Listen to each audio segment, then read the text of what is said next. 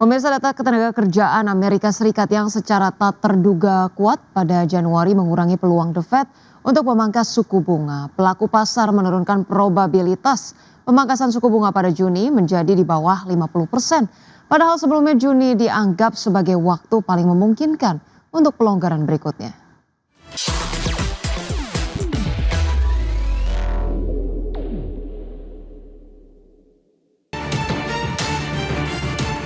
Data ketenagakerjaan Amerika Serikat yang secara tak terduga kuat pada Januari mengurangi peluang bahwa The Federal Reserve akan kembali memangkas suku bunga dalam waktu dekat, termasuk pada pertemuan Juni mendatang.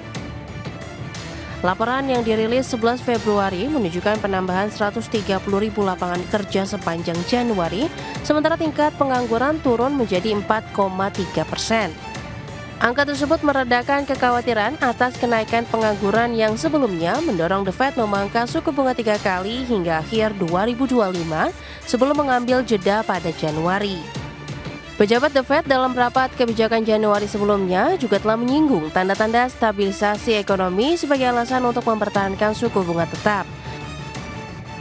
Menyusul rilis data tersebut, pelaku pasar memangkas probabilitas pemangkasan suku bunga pada pertemuan Juni menjadi di bawah 50%. Padahal sebelumnya, Juni dianggap sebagai waktu paling mungkin untuk pelonggaran berikutnya. Meski demikian, sejumlah ekonom mengingatkan bahwa data Januari masih berpotensi direvisi lebih rendah. Selain itu, penciptaan lapangan kerja masih didominasi oleh beberapa sektor tertentu, terutama layanan kesehatan. Sementara itu, Presiden The Fed Kansas City, Jeffrey Schmidt, pada 11 Februari menyatakan bank sentral perlu mempertahankan suku bunga pada level restriktif guna terus menekan inflasi. Ia menilai belum banyak tanda perlambatan dalam data ekonomi terbaru.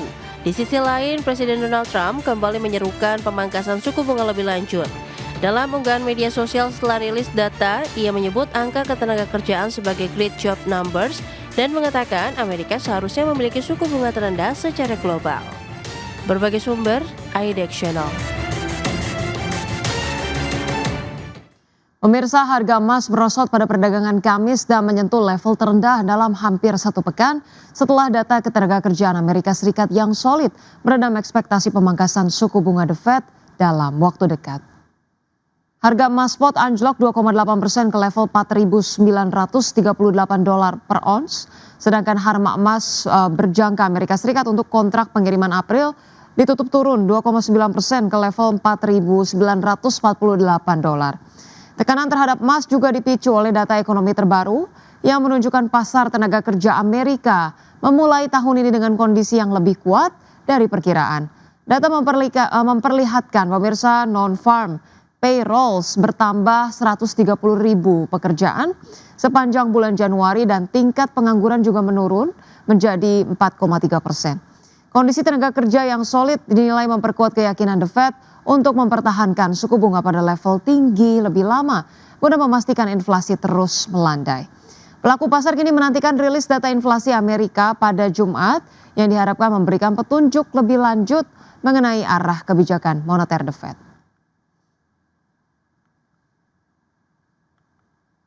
Iya, selanjutnya pemirsa kami hadirkan informasi dari Bursa Global, di mana bursa ekuitas Wall Street menurun tajam pada perdagangan Kamis dengan indeks Nasdaq anjlok lebih dari 2% seiring aksi jual saham teknologi yang semakin dalam. Kekhawatiran atas dampak kecerdasan buatan terhadap persaingan bisnis serta meningkatnya ketidakpastian ekonomi mendorong investor beralih ke sektor yang lebih defensif. Ya, pemirsa, pada perdagangan Kamis diketahui indeks Dow Jones Industrial Average ditutup merosot 1,34% ke level 49.451. Indeks S&P 500 turun 1,57% ke posisi 6.832 dan indeks Nasdaq Composite jatuh 2,03% ke level 22.597. Sementara itu, pemirsa, bursa ekuitas Eropa berakhir di zona merah pada perdagangan Kamis menghapus penguatan di awal sesi. Tekanan datang dari sektor keuangan dan industri di tengah derasnya rilis laporan kinerja emiten yang menjadi perhatian investor. Indeks Stoxx 600 ditutup melemah 0,49% ke level 618,52. Indeks DAX Jerman melemah tipis 0,01% ke level 24.852 dan indeks FTSE 100 Inggris terkoreksi 0,67% ke level 10.402. Pemirsa, porsi saham beredar di publik atau free float PT Unilever Indonesia Tbk atau UNVR masih berada di kisaran 14% hingga akhir Januari 2026. Ya, angka ini masih di bawah rencana ketentuan batas minimum free float sebesar 15% yang tengah disiapkan otoritas pasar modal. Namun perusahaan memastikan siap mematuhi aturan tersebut setelah regulasi resmi diterbitkan. Porsi saham beredar di publik atau free float PT Unilever Indonesia Tbk masih berada di kisaran 14% hingga akhir Januari 2026. Angka ini masih di bawah rencana ketentuan batas minimum free float sebesar 15% yang tengah disiapkan otoritas pasar modal.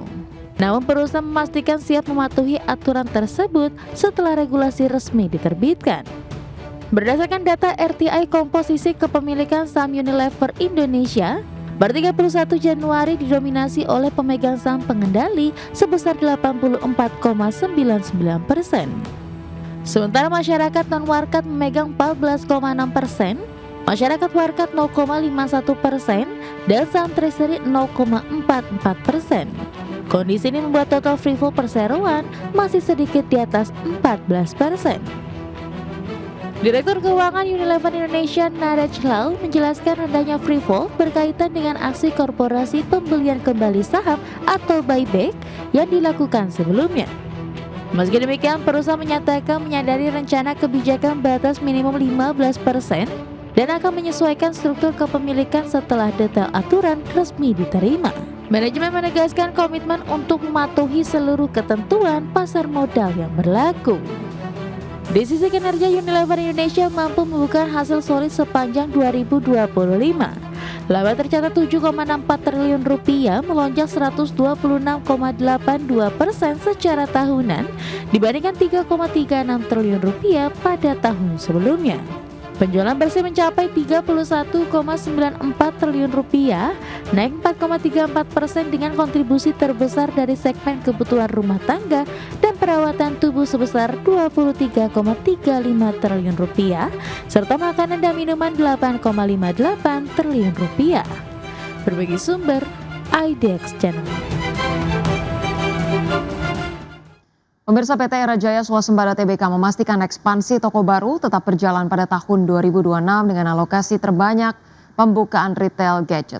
Ya, Deputi CEO Era Jaya Group Hasan Aula TB, maksud kami tak menyebut pasti jumlah toko yang akan dibuka, tetapi memastikan ekspansi mencakup berbagai kategori gerai dengan alokasi terbesar masih difokuskan pada segmen gadget yang mencakup smartphone.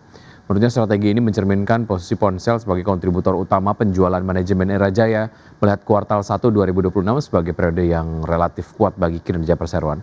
Sejumlah momentum musiman seperti Tahun Baru, Imlek, Ramadan hingga Lebaran yang berdekatan dinilai menjadi pendorong belanja masyarakat.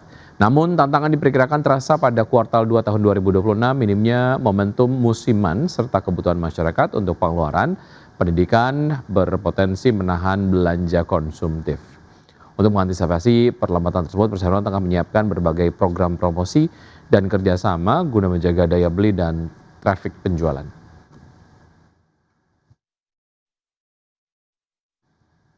PT Bluebird Tbk menilai prospek bisnis pada tahun 2026 akan lebih baik seiring rencana peningkatan belanja modal, penambahan armada, serta penguatan fitur digital. Ya, meski belum merinci persentase kenaikan maupun jumlah unit tambahan, manajemen memberi sinyal ekspansi armada akan lebih agresif. PT Bluebird Tbk menilai prospek bisnis pada 2026 akan lebih baik dibandingkan tahun lalu seiring rencana peningkatan belanja modal, penambahan armada, serta penguatan fitur digital. Direktur Utama PT Bluebird Tbk, Adrianto Joko Sutono, mengatakan sebagai bagian dari strategi pertumbuhan, perseroan memastikan pembelian armada baru tetap berjalan. Bahkan alokasi belanja modal tahun ini dianggarkan lebih besar dibandingkan tahun sebelumnya. Meski belum merinci persentase kenaikan maupun jumlah unit tambahan, manajemen memberi sinyal ekspansi armada akan lebih agresif. Dari sisi outlook, Perseroan mengakui tantangan utama industri saat ini masih berkutat pada siklus ekonomi. Perseroan mengatakan apabila ekonomi tumbuh lebih tinggi tentu akan baik bagi bisnis perseroan. Tak hanya itu, manajemen tak memungkiri sentimen global seperti gejolak geopolitik dan fluktuasi pasar keuangan termasuk koreksi pasar yang sempat terjadi, diakui sebagai faktor eksternal yang tak terhindarkan. Namun manajemen menilai kondisi tersebut sebagai bagian dari dinamika sehingga tetap mematok target optimistis pada tahun ini. Selain ekspansi fisik, Perseroan juga menyiapkan peningkatan investasi di sektor teknologi. Dalam waktu dekat, Perseroan akan meluncurkan pembaruan fitur pada aplikasi My Bluebird. Sementara itu, sebagai gambaran kinerja, Perseroan mencetak capaian positif sepanjang Januari hingga September 2025, di mana kinerja perusahaan taksi milik keluarga Joko Sutono tersebut tercatat bertumbuh baik dari sisi top line maupun bottom line. Berbagai sumber, IDEX Channel.